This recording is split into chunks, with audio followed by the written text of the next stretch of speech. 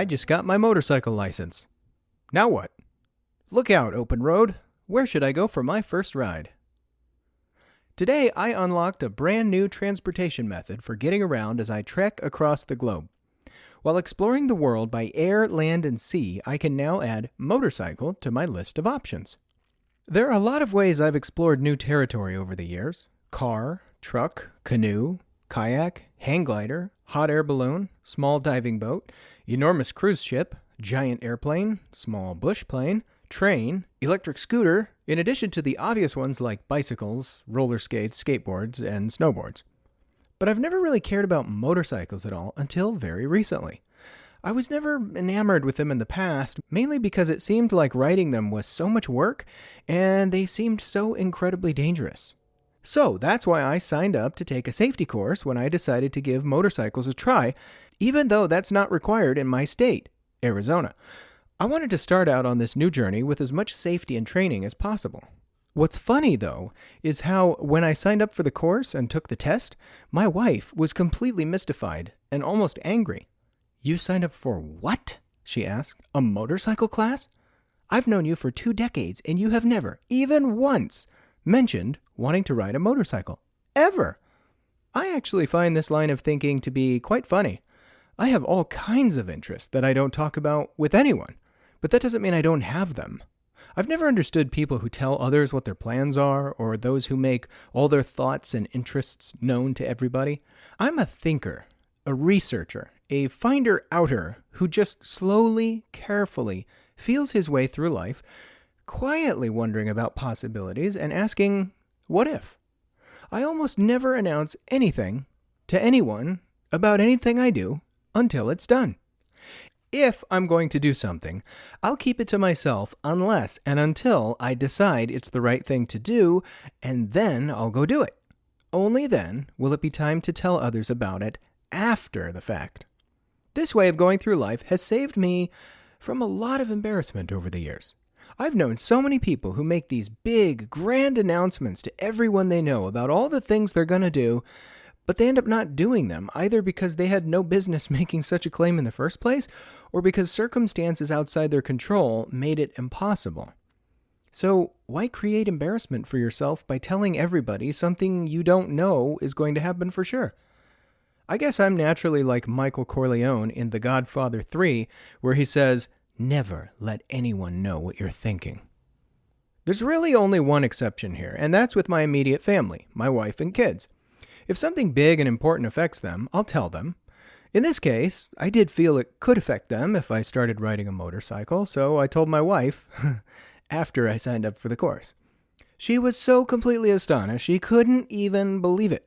I think she thought I was kidding, but no, I don't kid.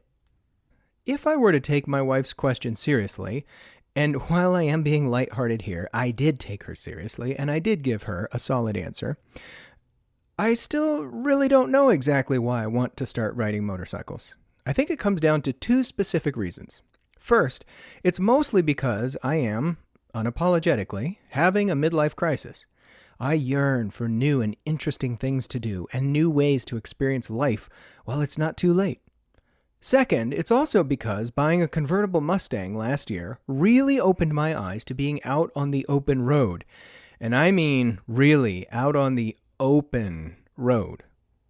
There's a world of difference between sitting in the air-conditioned cab of a family sedan with soundproofing and nice, gentle music playing in the background as you politely leave one location and arrive at your destination. But my attitude these days is mostly, forget that! Give me the top down, man! I want the wind blowing through my hair, or what's left of it, and sunburn on my skin. I want to feel the rumble of my rickety suspension on the potholes, hear the loud road noise, and smell the dirt on the hills as I pass by them. I like driving my Mustang with the top down. I prefer topless, as I like to say to my wife, where I can hear my own engine purring. It's a totally different experience that way when you're connected to the world around you rather than isolated in a nice, sterile chamber on wheels. Driving with the open sky above me, I can smell the scent of wet pavement when it rains and the diesel fuel of trucks as they drive past me. I can also feel the fluctuation in the air temperature when I hit thermals and cool spots, and the hairs on my forearm respond as I sail down the road with my arm out the window. I want more of that. I want an unobstructed view of the world I'm exploring. Once I actually got a taste of what was going on above, under, and around my four-wheeled pony, it only gave me an appetite for taking in more of it. Do you know what your car sounds like? I know the metallic rattle my engine makes when I hit exactly 50 miles per hour on that one specific bend in the road when I'm in fourth gear as I drive home. I also know that when I rev it up a bit, that annoying rattle goes away once I hit exactly 54 miles per hour. How could I ever know this in a Honda Civic with my little piano music playing on my iPod and the air conditioner chugging away trying to keep me cool? I can't. It just doesn't work that way. I like being attuned to those little environmental factors that are always there, whether we realize them or not. And for whatever reason, the closer I get to turning 40, the more I crave those raw, visceral sounds and feelings of life. I don't mind my face turning red because I forgot to put on sunscreen while driving up and down the S-curves of Mount Lemmon. Who cares? I got to feel the air change and become drastically cooler as I climbed from 2,000 to 7,000 feet in elevation while hearing the birds sing, smelling the oil spills on the road, and feeling the tingle of those UV rays pounding down on my neck as I raced away from the sun while it set. That makes me feel alive, and I am really in the mood to feel alive right now. I think that's why I want to ride the simplest, purest mode of mechanized transportation out there. I want to take it all in. Bring on the two-wheeled cruisers. So, as of today, I'm all done with my safety course, and my license is good until I'm 65. The overall experience of learning to ride a motorcycle was very interesting, and I have to say it was harder than I expected. I don't mean that in the way most people mean it when they say it was harder than I expected. I'm constantly surprised when people say that, because it tells me they're really bad at understanding or predicting how hard things are. A few of my kids are like this, God love them, but they're regularly shocked when they try new things, and they turn out to be difficult. One of my sons was nearly histrionic due to his inability to ride a bicycle. Apparently, he thought he'd just hop on it for the very first time and ride off into the sunset. I was sad for him, but I also thought it was kind of hilarious. Why would he think that balancing on two wheels while moving forward, something he'd never done before in his life, would be so simple? In the case of learning to ride a motorcycle, I was a bit surprised by what exactly turned out to be so challenging. Riding a motorcycle on a road filled with cars presents you with tremendous threats that are constantly changing. For example, you are always in danger, if not due to your own mistakes in speed and maneuvering, then due to the actions of others on the road. I won't even bore you here with listing the unbelievable number of things you need to be observing, anticipating, thinking about, and preparing for while riding down the road on a bike. But I will share a few things I learned in this course that were very interesting. It was way harder than I expected. Okay, that's not actually true. Like I said, I expected it to be hard, but the riding part was more challenging than I was prepared for in a few ways. I was totally prepared to do a very bad job and forget lots of things or do them the wrong way over and over until I eventually got them right. And that's exactly what happened.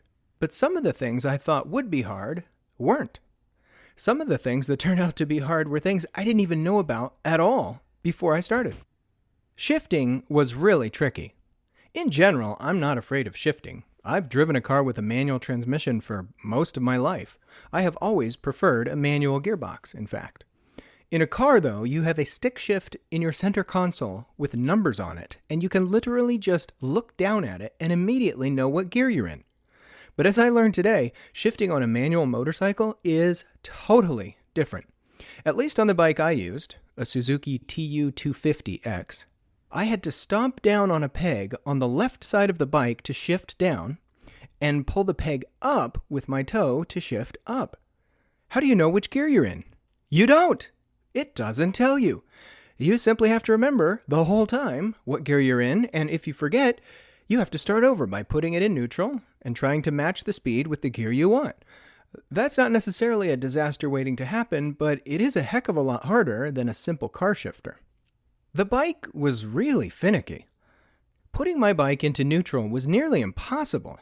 You have to just barely pull up slightly with your left toe until a green light comes on. But if you go too far, it upshifts. That was maddening. Many times I tried to put it into neutral and accidentally put it into second or third gear. If I had more time to learn this bike, I may get used to it eventually, but during my rider course, I never did. I stalled a few times, which was embarrassing. Trying to figure out just how much play there was in the friction zone of the clutch, which was confusingly a handlebar lever controlled by the left hand, was quite difficult. And when the bike stalls, you have to put down the kickstand, or what they call the side stand, then pull it back up again. That's kind of weird. It's like having to restart your computer or going to the breaker box panel outside your house and flipping the switch from on to off to on again. That's not such a bad thing in those circumstances, but it's really strange when you're on a bike and trying to ride.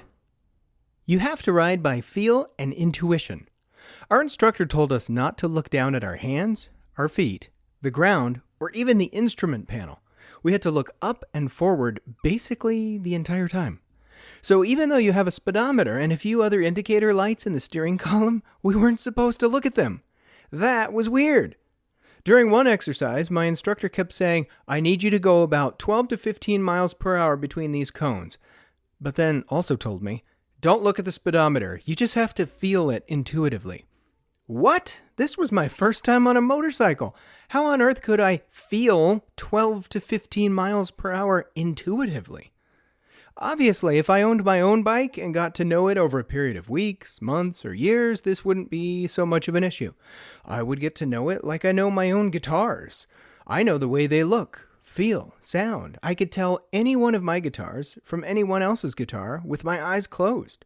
I just know them that well.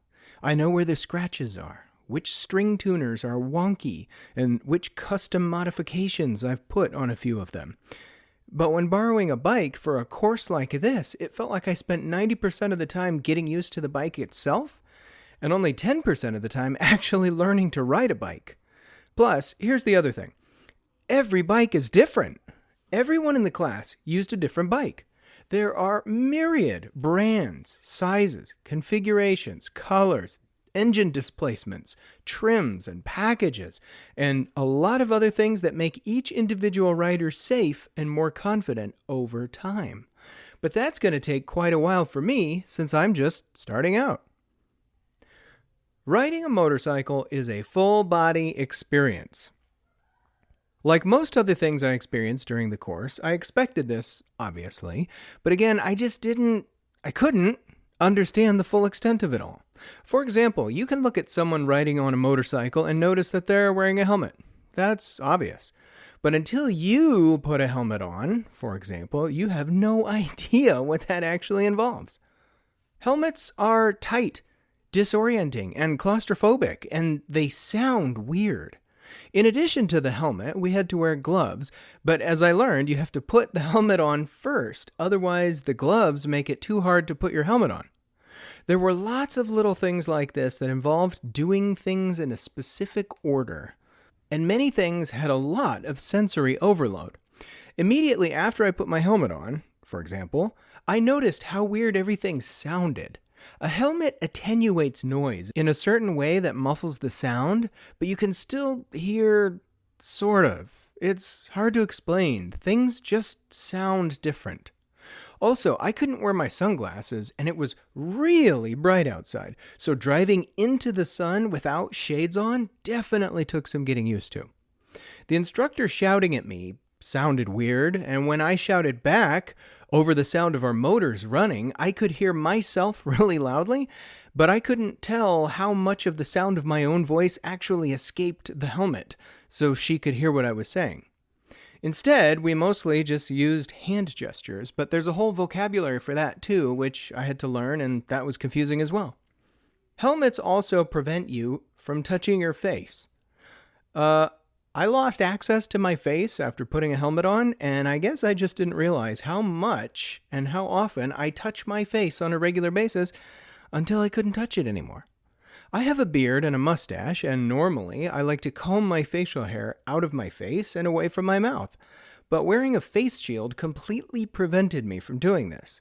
The facial padding on the inside of the helmet smashed all my facial hair into a weird space right in front of my mouth, which I wasn't expecting.